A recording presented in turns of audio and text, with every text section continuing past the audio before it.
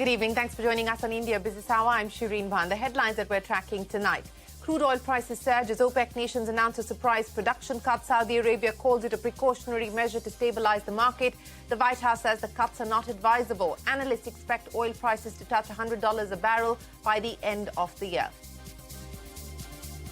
A last-hour recovery helps the Sensex and the Nifty end in the green. Financials lead the rally. Foreign portfolio investors turn net buyers in March, investing nearly 8,000 crore rupees. But the total inflow in 2023 so far stands at a negative 26,000 crores.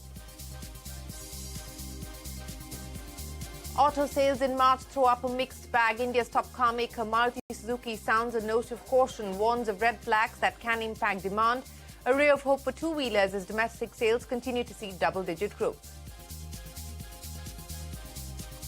Unseasonal rains wreak havoc on wheat-growing states Punjab, Haryana, Madhya Pradesh and UP. SkyMet predicts intense rains and possible hailstorm for Delhi, Noida, Faridabad and adjoining areas. Milk prices continue to rise, with Amul becoming the latest to hike prices by 2 rupees a litre in Gujarat. Milk prices across the country have risen by up to 15% since 2022. Lenders to Reliance Capital rescheduled the second round of auction to the 11th of April. The two-horse race between Torrent and Hinduja Group is now a three-horse race with the entry of Oak Tree Capital. That's a CNBC-TV18 exclusive. Fast food chain McDonald's is temporarily closing its corporate offices in the US as it prepares for layoffs and a broader restructuring. European banking giant UBS is all set to cut about 30% of its workforce after taking over the embattled lender Credit Suisse. Congress leader Rahul Gandhi challenges his conviction in a defamation case before a Surat court. The Sessions Court grants him bail, sets April 13th as the next date for the bail hearing. India's premier institutions like AIIMS, IIT, IIM and other central universities saw 103 student suicides in the last 5 years, says the Union HRD Ministry to Parliament. Institutions in UP report the highest numbers of suicide, followed by Delhi and Tamil Nadu. US officials claim 3 people are dead and 8 have lost their eyesight after using eye drops imported from India, according to a New York Times report. Tamil Nadu-based Global Pharma is in the eye of the storm and has recalled 50,000 tubes of an eye ointment. This is the second eye drop recall by the company from the US market this year. The Ukrainian army says Russia is very far from capturing Bakhmut. This after a video showed a group of mercenaries raising the Russian flag at the city center. Meanwhile, Russian police arrest a woman suspected of delivering a bomb that killed a prominent pro-Kremlin blogger.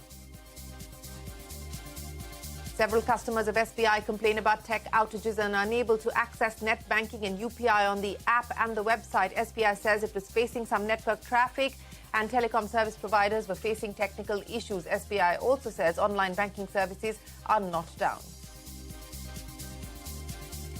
Jio Cinema reports a blockbuster opening for the Indian Premier League. The app saw more than 5 crore downloads with more than 147 crore video views. The opening weekend alone is bigger than the entire 2022 IPL season on digital. Celebrities from around the world converge in Mumbai for the launch of the Nita Mukesh Ambani Cultural Centre. It's India's first multidisciplinary cultural space for music, theatre, fine arts and craft.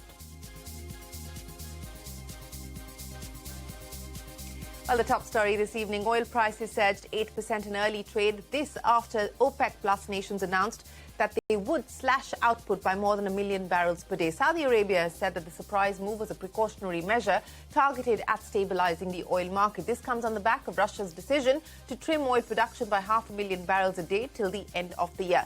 The US has criticized the move. A spokesperson for the National Security Council said, and I quote, "We don't think the cuts are advisable at this moment, given market uncertainty, and we've made that clear," end of quote. US President Joe Biden has repeatedly said that the group should not be cutting production, citing rising inflation, accusing the OPEC Plus of camaraderie with Russia. High oil prices will help fill Russia's coffers and bolster its war efforts in Ukraine. Manisha standing by with more on the cut in production and the impact on oil prices. Manisha. Well, thank you for that. Yes, that's right. The oil prices did surge after the OPEC and allies announced surprise production cuts. Let's take a look at how the prices have fared in the month of March. Oil prices actually fell 5% in March, hit a 15-month lows of $70 a barrel, and the fall in crude prices could have been the reason that prompted the OPEC and allies to cut production. Well, the group trimmed production by 1.16 million barrels a day. The Saudi Arabia is calling this a move to precautionary measure in a bid to support oil market stability. The cuts, which will start in the month of May this year, will continue till the end of 2023. Russia and Saudi Arabia will cut production by nearly 500,000 barrels per day, while UAE, Kuwait and Iraq will cut production by anywhere between 200,000 to 100,000 or even lower for some of those countries. The OPEC's volume cuts now with all of this stands at 3.6 million barrels per day, which accounts for 3.7% of the global demand. The OPEC has cited an export halt from Turkey, the rebound in Chinese demand, the slowing U.S. inflation and the high U.S. crude production in the month of March as a reason for the volatility in crude oil prices. So the big question is on where are the crude oil prices headed by the end of this year. We have Goldman Sachs report coming over the weekend which says that the prices are headed to $100 a barrel. A similar report from JP Morgan also says that $96 a barrel is where they are expecting the crude oil prices to end this year at. CMC Markets and Energy Aspects see the crude oil prices going to $100 a barrel as well. And then you have ING quoting prices at 90, Vanda Insights at 80, 85 and Refinitiv talking about $80 a barrel as well is where the crude prices could be before we end this year. I'm not substantially revising my expectations for this year. As I've been saying, last year, Brent averaged around $100 a barrel. For this year in 2023, I'm expecting it to be $15 to $20 lower year on year on average. We're looking at this point in time in the short term up to between $85 and $87, but perhaps longer term we could see the oil prices actually weaken, and we wouldn't be too surprised if we saw it between $70 and $80. Well, that's the latest as far as the oil market is concerned. But here's CNBC-TV18 exclusive. Chairman of the Gas Pricing Committee, Kirit Parikh, is hopeful that the Union Cabinet will clear most recommendations tabled by his panel. Speaking to CNBC-TV18, Parikh said he is against implementation of the recommendations retrospectively. Shares of city gas distributors like IGL and Mahanagar Gas slipped in trade after administered pricing mechanism gas prices were kept unchanged. The expectation was that the change would happen from the 1st of April. Take a look. I've heard from people that yes, the cabinet is considering it. It's likely to be approved, but when it will be is anybody's guess. We have said that by 1st January 2027, everything should be market determined. I'm quite hopeful that it will be accepted. Well, from gas now to the equity markets. A last-hour recovery helped the Lal Street end at the day's high. The Nifty and the Sensex ending 0.25% in the green. Financials leading from the front with the Nifty Bank gaining 0.5%. Mid-caps also outperformed the benchmark. BSE companies gained a market cap of over 1.5 lakh crore rupees. And speaking of the markets, foreign portfolio investors turned into net buyers for the first time since December last year. FPI has invested almost 8,000 crore rupees in Indian equities in the month of March. However, the overall FPI inflow in 2023 still stands at a negative 26,000 crore rupees due to volatility seen in January and February. Now, India's manufacturing sector activity continues to expand. In March, the S&P Global Purchasing Managers Index rose to 56.4, higher than 55.3. That was the number in February, led by growth in factory orders and higher production. According to the survey, manufacturers also seeing input cost inflation retreating to its second lowest mark in 2.5 years as the pressure on supply chain subsides and the availability of raw materials improves. So that's good news coming in. Shifting focus to the auto sector, sales for the month of March are mixed bag so far. Maruti recording its highest ever annual sales in FY23 at 19.66 lakh units. Tata Motors flat year-on-year growth.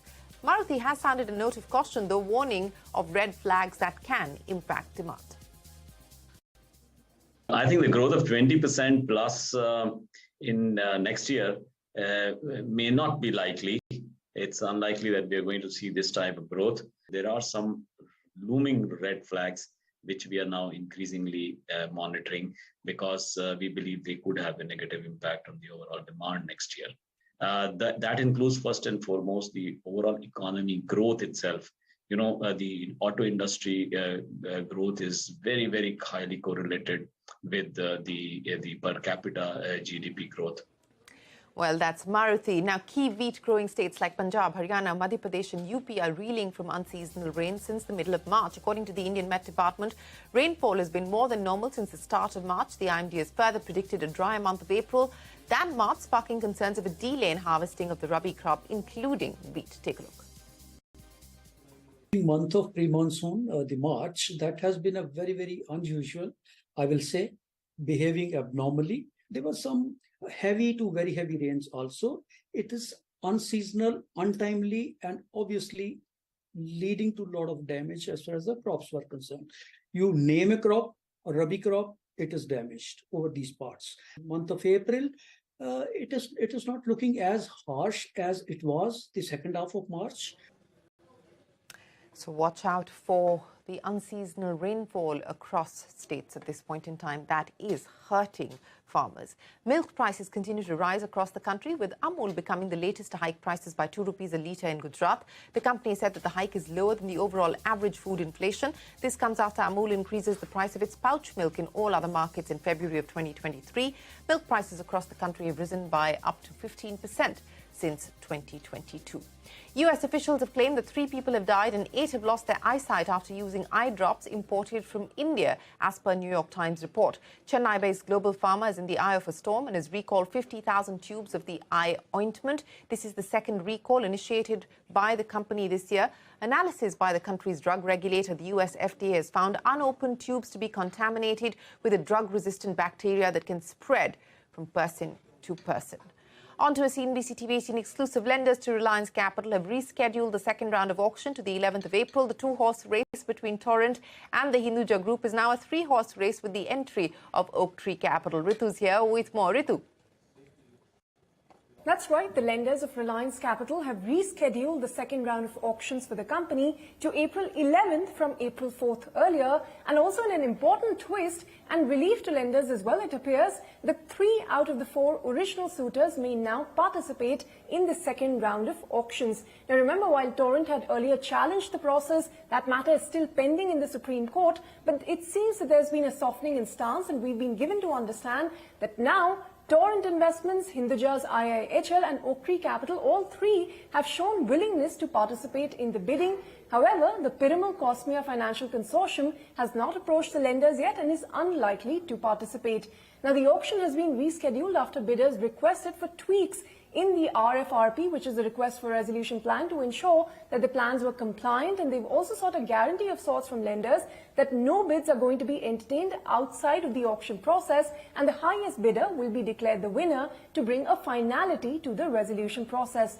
Now, while all of these changes are being worked into the plans, the auction date has been pushed by a week. Remember, we had reported earlier that this time around, lenders have set a higher base bid for the second round at 9,500 crores with 8,000 crores as upfront cash payment requirement. And compared to this, the liquidation value of the company is pegged at around 12,500 crore rupees.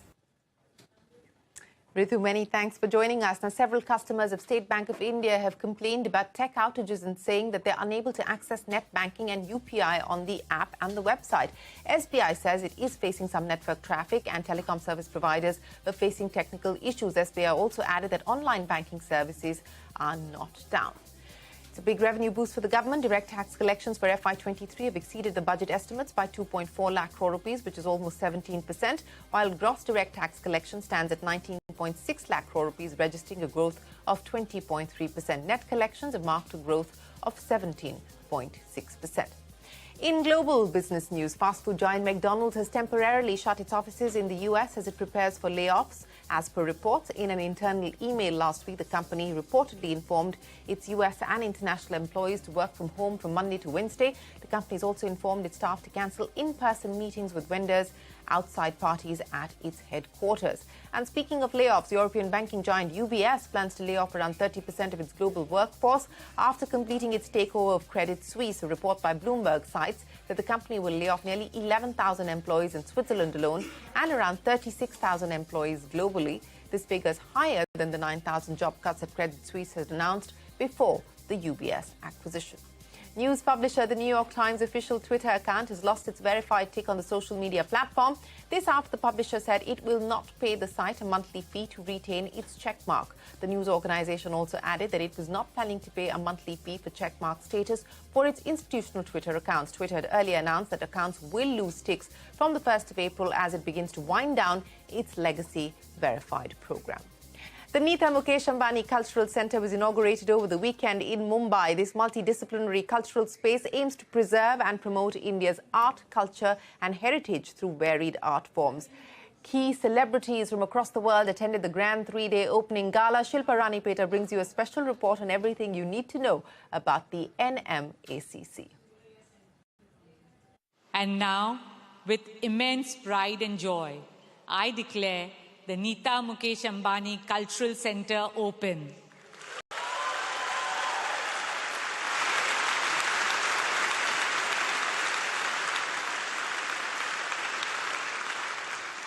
It is our humble dedication to New India. आज मैं बड़ी विनम्रता से हमारे खूबसूरत देश भारत को यह केंद्र समर्पित कर रही हूँ.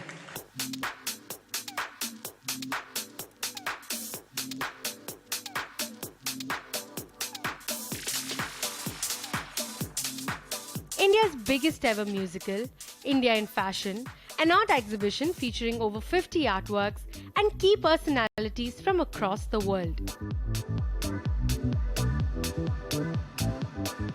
In a 3-day grand affair, India witnessed the opening of the Nita Mukesh Ambani Cultural Centre, a first-of-its-kind multidisciplinary cultural space in Mumbai aimed at strengthening India's cultural infrastructure and bringing to fruition the best of India and the world in the sphere of art. For Mukesh and me, the NMACC is a dream come true. For a long time, we had nurtured a dream that India should have a world-class cultural centre. We were keen to create a space for promoting and celebrating our artistic and cultural heritage. The NMACC features a 2,000-seat Grand Theatre, a 250-seat Studio Theatre and a 125-seat Cube. The centre also houses a 4-story visual arts space called the Art House with the idea of hosting exhibits and installations from across India and the world. A home to art and culture in all its forms.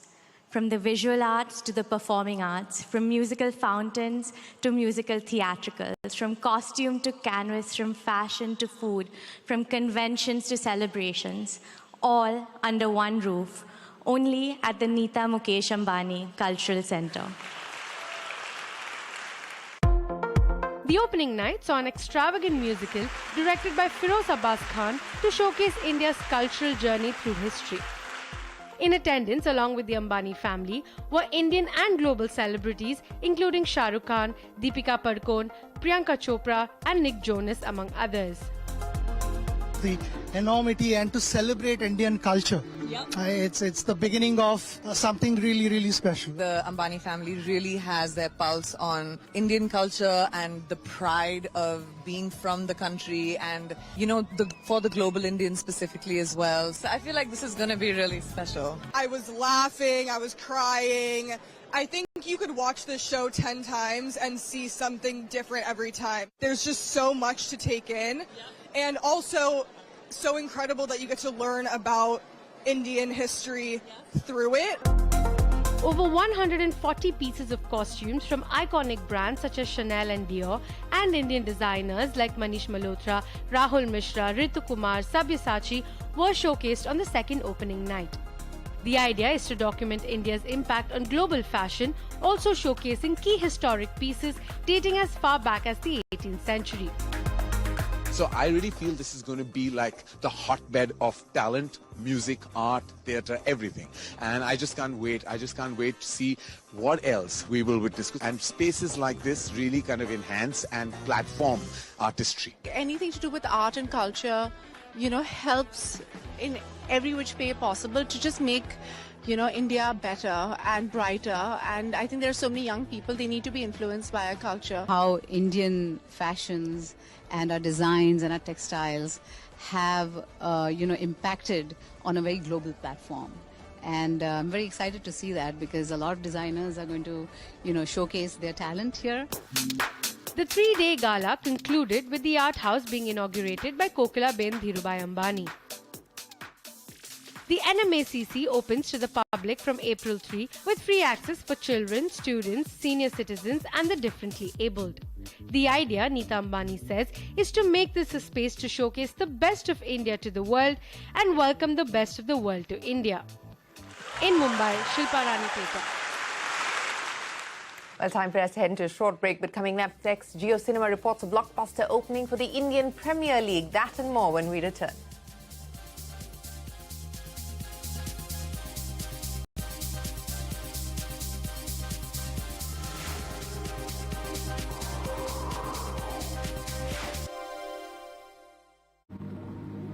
How do you start an iconic movement? Mannerism would say it's all about refinement and richness of invention.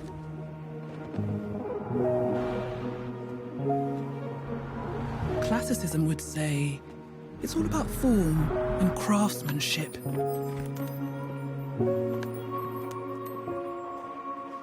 Impressionism might answer, it's all about capturing the magic of every single moment. While Surrealism would find all of this quite, well, surprising. After all, it's about creating the icon of a new movement. Welcome to Forwardism. The new BMW i7 and the new BMW 7.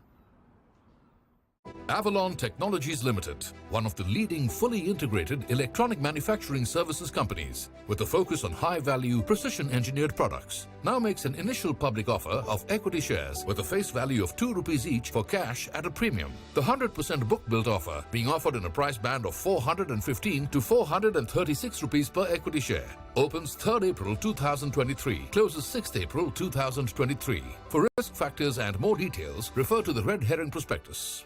The stage is set for India's largest ever theatrical production.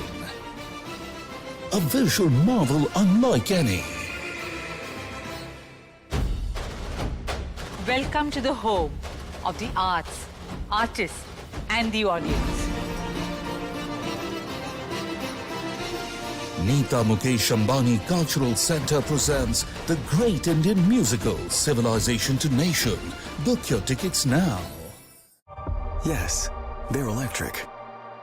Among other wonderful things, the fully electric Audi e-tron models.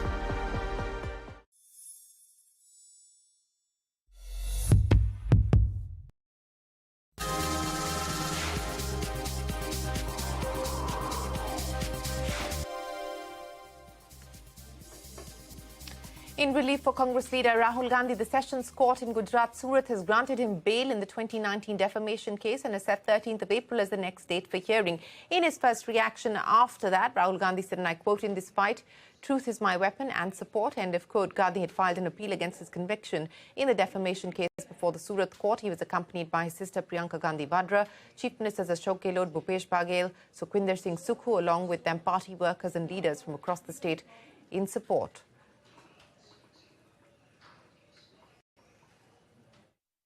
Court के निर्णय के ऊपर हम बहस नहीं कर सकते, लेकिन अन्याय के खिलाफ तो हम लड़ सकते हैं।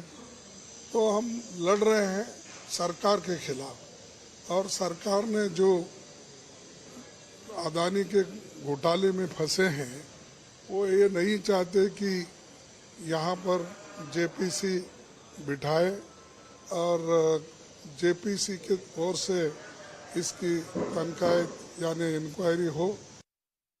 वकील तो अलग करेंगे अपना काम, मगर वहां पर हुड़दंग करने की मानसिकता के साथ अपने मुख्यमंत्री अशोक गहलोत जी, भूपेश बघेल जी, प्रियंका वाड्रा जी, इन सब को लेके जाके आप क्या करना चाहते हैं? आप सोच के देखिए, आप सूरत में जाकर आज गुजरात में जले में घी और कटे में नमक डालने का काम करना चाहते हैं. Stay of conviction has not yet been granted simply because the complainant needs to be heard.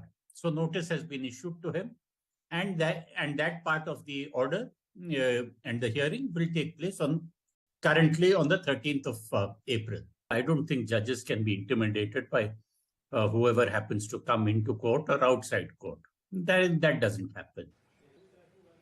The next date of hearing in the Rahul Gandhi case on the 13th of April. Jio Cinema has reported a blockbuster opening for the Indian Premier League. Sonia joins us now with the key numbers. Sonia.